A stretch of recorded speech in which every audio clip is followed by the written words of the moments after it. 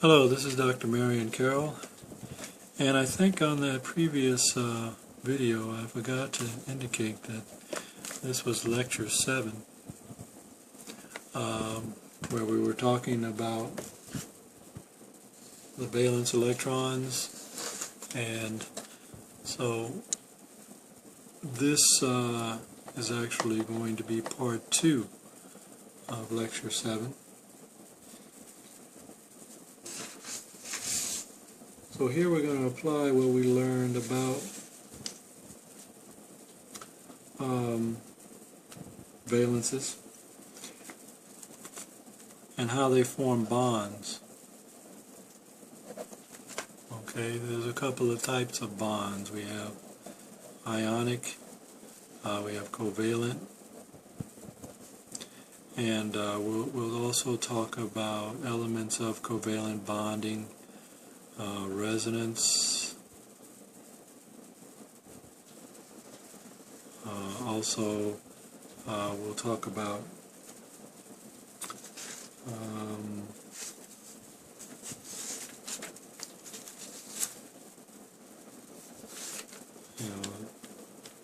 double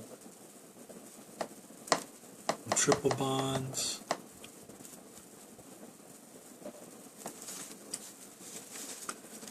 and then we'll conclude with a discussion of the periodicity, the periodic variation of the periodic table. So bonding again depends on the electron configuration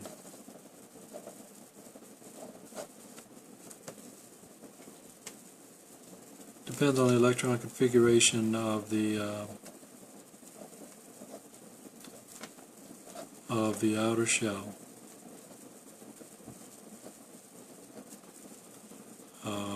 Valence electrons. Alright, last time we talked about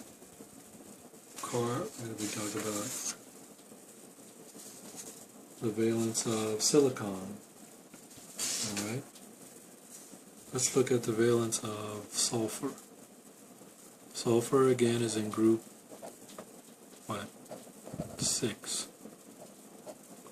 6A. Alright, being in group 6A, it has 6 valence electrons,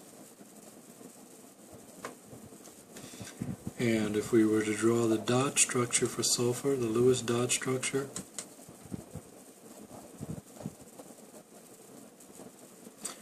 we would have 2, 4, 6 electrons in the valence in the outer shell.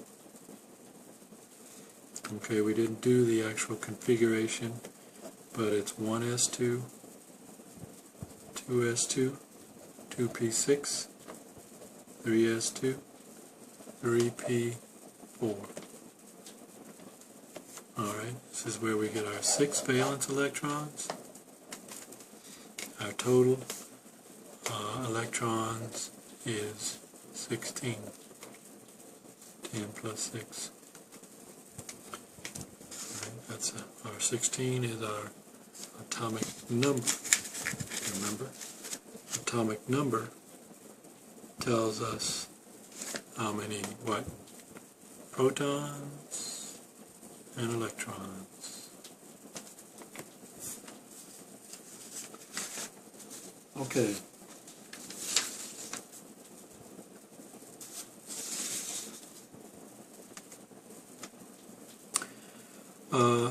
Bonding typically it happens between specific groups of elements.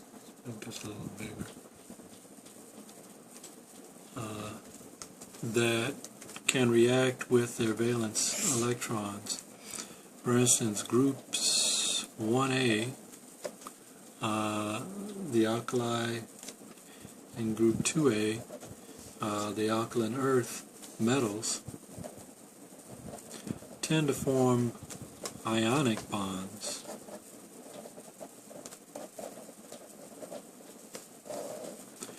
with elements in group 7A, alright, and 6A, 6 and 7A. Why? Because we have one valence electron, I'll use VE, available in group 1, and 2 valence electrons in group 2. 7A, we have 7 valence electrons, and 6A, 6 valence electrons. And to get a stable compound, a stable molecule, every element wants to look like a Nobel gas, present in 8A. That is, every element wants to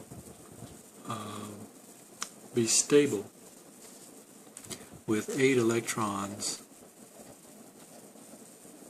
in their outer shell. So the classic example of ionic bonding, sodium. Sodium has 1 electron, it's in group 1A, 1 valence electron, and chloride. Chloride is in group 7A, it has 7 valence electrons, 2, 4, 6, and 7. So what ionic bonding entails is that sodium is going to lose the electron, loss of electron, and the chloride is going to gain an electron, GOE, gain of electron. Right? And when that happens, sodium becomes positively charged, and chloride becomes negatively charged. So with electrons transferring, okay, this electron transfer, we form sodium chloride because of the charge-charge interaction, favorable interaction to stabilize these elements. These elements individually are very dangerous, but together they are quite tasty. Alright, let's look at our covalent bonding. Covalent bonding does not involve the transfer of electrons, but what is involved here, covalent bonding, electrons are shared between elements, and they're shared to obey the octet rule, particularly in the first, second period of the periodic table. And the octet rule applies primarily to the s and p orbitals, is of electrons that are gained or lost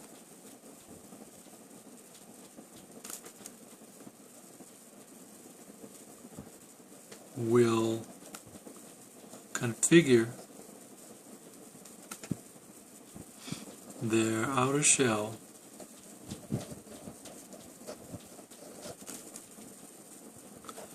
to that of the Nobel gases.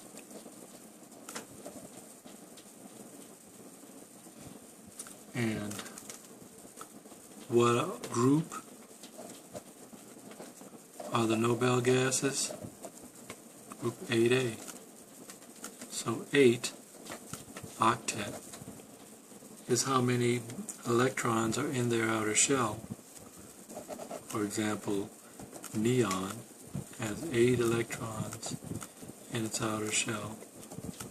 It has no need to share or transfer electrons. It's completely stable in and of itself. It's actually unreactive or inert.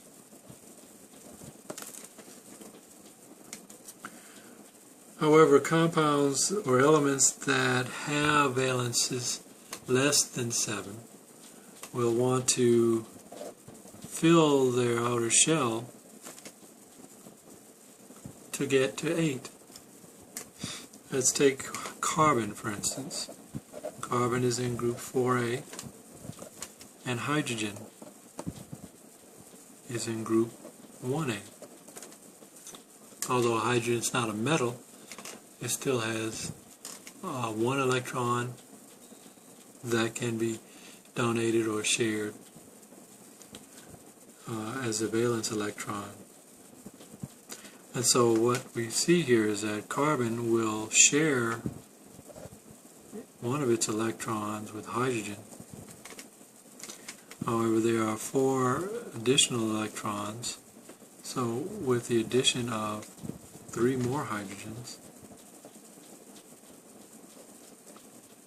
our Lewis structure looks like this, and we can connect the dots to form single bonds.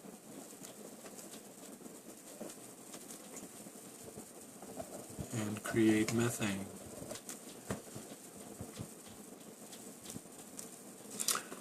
Okay, so this is sharing.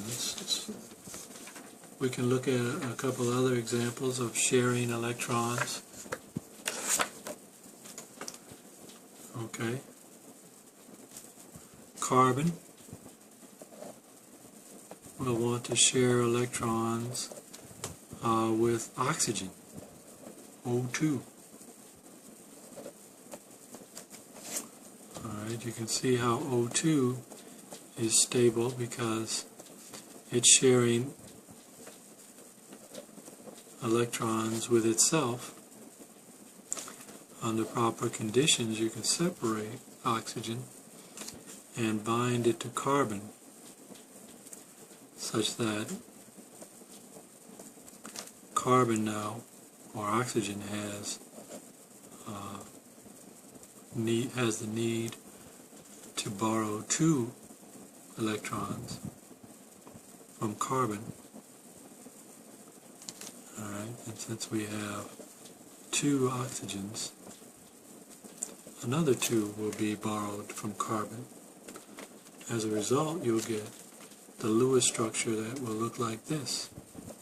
You have oxygen, where it is borrowing 2 electrons from carbon to give its valence filled, 2, 4, 6, 8, and another 2 for oxygen. Again, 8 electrons. And then carbon, sharing these electrons, will now have 8 electrons in its outer shell. Okay, and so we can convert the Lewis structure into the linear